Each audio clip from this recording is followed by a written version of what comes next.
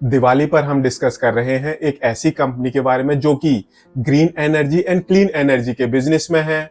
आज की डेट में इस कंपनी की काफी बढ़िया मार्केट पोजीशन है। इनफैक्ट ये कंपनी अपने सेगमेंट में मार्केट लीडर है एंड जिस सेक्टर में ये कंपनी ऑपरेट कर रही है, जो ये ग्रीन एनर्जी क्लीन एनर्जी वाला सेक्टर है, इसको हम सनशाइनिंग सेक्टर बोलते हैं। मतलब जो ये सेक्टर है आगे जाकर ये बहुत बड़ा सेक्टर बन सकता है। जो ये इस सेक्टर की कंपनियां हैं आगे जाकर वो बहुत बड़ी बड़ी कंपनियां बन सकती हैं। इन कंपनीज में आपको मल्टी बैगर रिटर्न्स मिल सकते हैं। बट इस कंपनी के साथ कुछ कंसर्न्स भी हैं, काफी सीरियस कंसर्न्स हैं। जानते हैं इस कंपनी के बारे में एंड इसके आने वाले आईपीओ के बारे में। कहीं मत जाइए, चैनल को सब्सक्राइब कर लीजिए। सबसे पहले जानते हैं इस कंपनी के बारे में। ACME सोलर होल्डिंग्स लिमिटेड, ये कंपनी 2015 से इस बिजनेस में है एंड ये company solar energy, wind energy, dispatchable renewable energy से रिलेटेड जो बड़े बड़े प्रोजेक्ट्स होते हैं उनकी development, construction, operation and maintenance, repair and maintenance and ownership के बिजनेस में है। इस पर्टिकुलर एक्टिविटीज में ये कंपनी एंगेज्ड है एंड आज की डेट में इस कंपनी की जो मार्केट पोजीशन है एक किस्म से वो लीडरशिप वाली पोजीशन है। ये कंपनी अपने सेगमेंट में मार्केट लीडर है एंड अगर हम इस कंपनी का एरिया ऑफ ऑपरेशन देखें तो आज की डेट में ये कंपनी अप्रोक्सीमेटली 11 स्टेट्स में ऑपरेट करती है। आज की डेट में अगर हम इस कंपनी के बिजनेस को इन शॉर्ट समझे तो क्या हो गया। बेसिकली जो ये कंपनी है, ये कंपनी सोलर से इलेक्ट्रिसिटी जनरेट करती है, विंड से इलेक्ट्रिसिटी जनरेट करती है, जो डिस्पैचेबल रिन्यूएबल एनर्जी होती है उसमें भी डील करती है एंड ये कंपनी बेसिकली जो इलेक्ट्रिसिटी जनरेट करती है इसको प्राइवेट क्लाइंट्स को भी बेचती है एंड स्टेट गवर्नमेंट्स को भी बेचती है। एंड आज की डेट में जो ये डिस्ट्रीब्यूशन कंपनियां होती हैं एक किस्म से काफी सारी जगह एक कोटा डिसाइड हो गया है दैट अगर आप इस पर्टिकुलर बिजनेस में आना चाहते हो तो आपका सर्टेन परसेंटेज ऑफ बिजनेस वो रिन्यूएबल सेक्टर में होना चाहिए। रिन्यूएबल सेक्टर मतलब solar energy, wind energy etcetera etcetera. And जो ये सेक्टर है आज की डेट में इंडिया तो छोड़ो अक्रॉस द ग्लोब इस सेक्टर को काफी पॉजिटिवली देखा जाता है। इस सेक्टर को आज की डेट में हम एक सनशाइनिंग सेक्टर बोलते हैं। इन्वेस्टमेंट पॉइंट ऑफ व्यू से इस पर्टिकुलर सेक्टर में काफी ज्यादा इन्वेस्टमेंट आ रही है। एंड अगर हम बिजनेस की बात करें तो जो ये पर्टिकुलर बिजनेस है ये हाईली कैपिटल इंटेंसिव बिजनेस है। यहाँ पर आपको बहुत ज्यादा कैपिटल इन्वेस्टमेंट करनी होती है। बट अगर आपने एक बार वो कैपिटल इन्वेस्टमेंट कर ली तो फिर एक किस्म से पैसे ही पैसे हैं, बिकॉज जो आपके ऑपरेशन एंड मेंटेनेंस के खर्चे होते हैं वो बहुत ही कम होते हैं। एंड जो ये इस सेक्टर की कंपनियां होती हैं वो काफी हेल्दी मार्जिन्स पर ऑपरेट कर रही होती हैं। एंड यही रीजन है अगर हम इस कंपनी के एबिटा मार्जिन्स देखें तो मोर देन 82.5% के इस कंपनी के एबिटा मार्जिन्स हैं, मोर देन 47.5% के इस कंपनी के पैट मार्जिन्स हैं। इस तरह के मार्जिन्स पर ये कंपनियां ऑपरेट करती हैं इस बिजनेस में। जो ये इस कंपनी का बिजनेस प्रोफाइल है काफी जबरदस्त है, बट कंसर्न्स भी हैं। कंसर्न्स क्या हैं? जो ये सेक्टर है आज की डेट में यहाँ पर आपको बहुत ज्यादा इन्वेस्टमेंट करनी होती है। जो ये इस कंपनी का बिजनेस है काफी जबरदस्त बिजनेस है, काफी अच्छा बिजनेस है, सनशाइनिंग सेक्टर है। जो ये कंपनी का बिजनेस प्रोफाइल है काफी जबरदस्त है, अच्छा सेक्टर है, सनशाइनिंग सेक्टर माना जाता है इसको।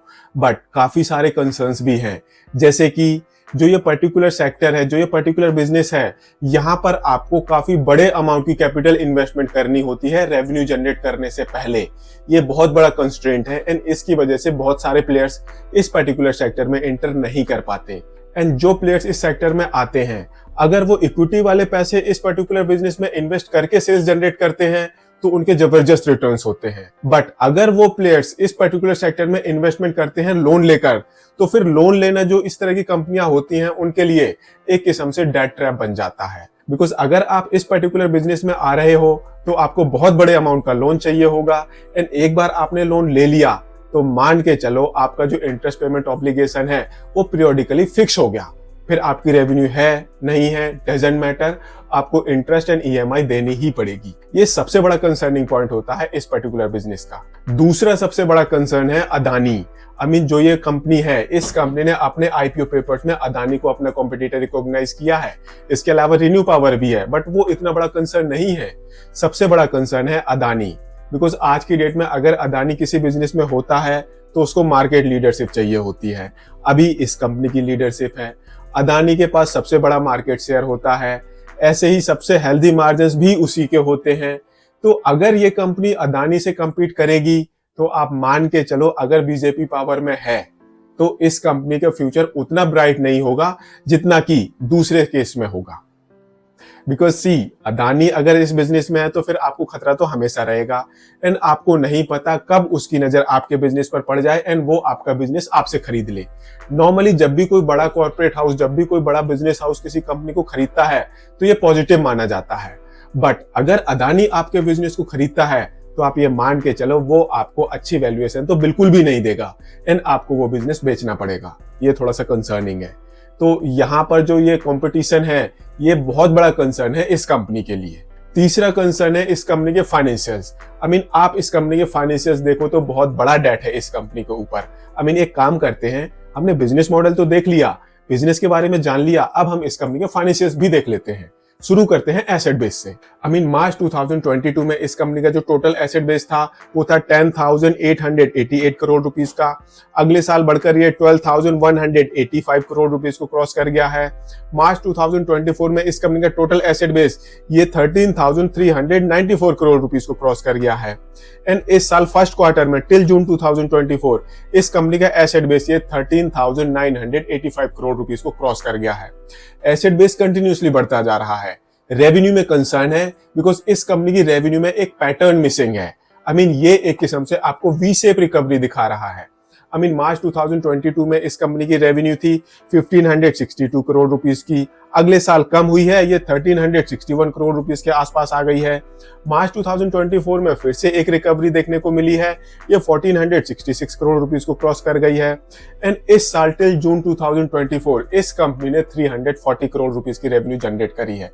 तो अगर हम इसको इंटू 4 करें तो फिर ये नंबर भी कंसर्निंग नहीं है। तो बेसिकली जो ये इस कंपनी की रेवेन्यू है यहाँ पर एक पैटर्न मिसिंग है। तो बेसिकली जो ये इस कंपनी की रेवेन्यू है यहाँ पर हमें एक पैटर्न मिसिंग लग रहा है। एंड अगर आपकी सेल्स में पैटर्न मिसिंग है तो फिर इन्वेस्टर तो काफी ज्यादा वरीड होंगे ही होंगे। प्रॉफिटेबिलिटी भी देख लेते हैं, यहाँ पर भी पैटर्न मिसिंग है। मार्च 2022 में इस कंपनी ने प्रॉफिट कमाया था 62 करोड़ रुपीस का। अगले साल ये कंपनी लॉस में आ गई है, 3 करोड़ रुपए का लॉस क्लॉक किया है। मार्च 2024 में जबरदस्त प्रॉफिट बढ़ा है एंड ये 690 करोड़ रुपीस के आसपास पहुंच गया है। एंड इस साल फर्स्ट क्वार्टर में टिल जून 2024 सिर्फ 1.39 करोड़ रुपीस का प्रॉफिट कमाया है इस कंपनी ने। एंड इस प्रॉफिट में अगर हम इस कंपनी की बोरोइंग देखें तो इस कंपनी की बुक्स में जो बोरोइंग है वो है 9,320 करोड़ रुपीस के आसपास की। तो अगर आप इस कंपनी की बोरोइंग को इस कंपनी की प्रॉफिटेबिलिटी के साथ कंपेयर करोगे, इस कंपनी की इंटरेस्ट पेमेंट के साथ कंपेयर करोगे तो फिर आपको बहुत बड़ी कंसर्निंग पिक्चर नजर आएगी। बट आपको थोड़ा सा कंफर्ट भी आएगा जब आप इस कंपनी का ऑपरेटिंग कैश रियलाइजेशन देखोगे। मार्च 2022 में इस कंपनी ने अपने ऑपरेशन में कैश जनरेट किया था 955 करोड़ रुपीस का। अगले साल ये बढ़कर 1263 करोड़ रुपीस को क्रॉस कर गया है। मार्च 2024 में ये 1434 करोड़ रुपीस को क्रॉस कर गया है। एंड इस साल टिल जून 2024 इस कंपनी ने अपने ऑपरेशन में 1322 करोड़ रुपीस का कैश जनरेट कर लिया है। जो इस कंपनी का पिछले सालों का ऑपरेटिंग कैश रियलाइजेशन है ये इस कंपनी ने इस साल के फर्स्ट क्वार्टर में ही जनरेट कर लिया है। आगे क्या होगा वो अकॉर्डिंगली ही हमें पता चलेगा। एंड अगर हम इस कंपनी के मार्जिन्स देखें तो मोर देन 82.5% के एबिटा मार्जिन्स, मोर देन 47.5% के पैट मार्जिन्स, ये जबरदस्त है। अगर हम इस कंपनी के फाइनेंशियल ईयर 2024 के रिजल्ट्स देखें तो उससे पहले तो एक किस्म से सेल्स में ट्रेंड मिसिंग है, प्रॉफिटेबिलिटी भी एक किस्म से गई गुजरी है। बट मार्च 2024 में काफी अच्छा टर्न अराउंड देखने को मिला है। एंड ये टर्न अराउंड अगले साल 25 में रिपीट होगा, ऐसा होने के चांसेस थोड़े से कम है। ऑपरेटिंग कैश रियलाइजेशन में ये पॉसिबिलिटी है बट सेल्स एंड प्रॉफिटेबिलिटी में ये पॉसिबिलिटी नहीं दिख रही है एट द मोमेंट। एंड जब भी जो ये इस तरह की कंपनियां होती हैं उनके फाइनेंशियल बोर्ड देखता है तो उसको कंसर्न तो होता है दैट यार डेट बहुत ज्यादा है, कंपनी के प्रॉफिट में ट्रेंड मिसिंग है, सेल्स में ट्रेंड मिसिंग है। अगर हम अपने डेट को कंट्रोल कर लें तो जो हमारी प्रॉफिटेबिलिटी है उसमें 4 चांद लग जाएंगे। बिकॉज आज की डेट में जो इस कंपनी की प्रॉफिटेबिलिटी है वो इम्पैक्ट किस वजह से हो रही है, डेप्रिसिएशन की वजह से एंड इंटरेस्ट पेमेंट की वजह से। डेप्रिसिएशन एक नॉन कैश आइटम है, वो कैपिटल इन्वेस्टमेंट के टाइम पर टेक केयर कर लिया जाता है। बट जो ये इंटरेस्ट पेमेंट है ये थोड़ी सी कंसर्निंग है। एंड अगर ये कंपनी डेट को कंट्रोल कर ले तो फिर इस कंपनी की प्रॉफिटेबिलिटी वो मैनीफोल्ड इंक्रीज हो सकती है। एंड इसी के लिए ये कंपनी अपना आईपीओ लेकर आ रही है। कंपनी का टोटल आईपीओ साइज है 2900 करोड़ रुपीस का। इसमें से 2395 करोड़ रुपीस का फ्रेश इशू है, बाकी ऑफर फॉर सेल है। मेजॉरिटी पैसा इस कंपनी के पास आने वाला है इस आईपीओ का। 275 से 289 रुपीज का प्राइस बैंड है। 51 शेयर्स का लॉट साइज है। इस हिसाब से जो आपकी मिनिमम इन्वेस्टमेंट होगी ये होगी 14,739 रुपीज की। 6 नवंबर को आईपीओ ओपन होगा, 8 नवंबर को आईपीओ क्लोज हो जाएगा एंड 13 नवंबर को इस कंपनी की लिस्टिंग होगी। अब आपको इस आईपीओ को अप्लाई करना है नहीं करना, दो सबसे बड़े कंसर्निंग फैक्टर हैं। एक तो है इस कंपनी के फाइनेंशियल्स, सेल्स का कोई ठिकाना नहीं है, प्रॉफिटेबिलिटी का कोई ठिकाना नहीं है, डेट बहुत ज्यादा है, जिसकी वजह से इस कंपनी की जो प्रॉफिटेबिलिटी है वो काफी एक्सटेंट तक इंपैक्ट हो रही है। बट जो ये मार्जिन है, एबिटा मार्जिन, पैट मार्जिन, ये काफी जबरदस्त है, ये पॉजिटिव है इस कंपनी के लिए। एंड दूसरा सबसे बड़ा नेगेटिव है अदानी एज अ कॉम्पिटिटर। आज की डेट में अगर आप अदानी के अगेंस्ट खड़े होगे तो आप खड़े रह पाओगे, बहुत मुश्किल लगता है। बट फ्यूचर में क्या होगा ये हमें फ्यूचर ही बताएगा। मैं इस कंपनी के आईपीओ को एट द मोमेंट सब्सक्राइब करूंगा, आगे क्या होगा अकॉर्डिंगली डिसीजन लूंगा, बट अप्लाई जरूर करूंगा। अलॉटमेंट मिलेगी नहीं मिलेगी डजेंट मैटर, बाद में देखा जाएगा। फिर नेक्स्ट डिसीजन लिया जाएगा दैट जब इस कंपनी की लिस्टिंग होगी। लिस्टिंग किस हिसाब से होगी, फर्दर इन्वेस्टमेंट करनी है नहीं करनी, वेट करना है नहीं करना, ये उसी टाइम पर डिसीजन लिया जाएगा।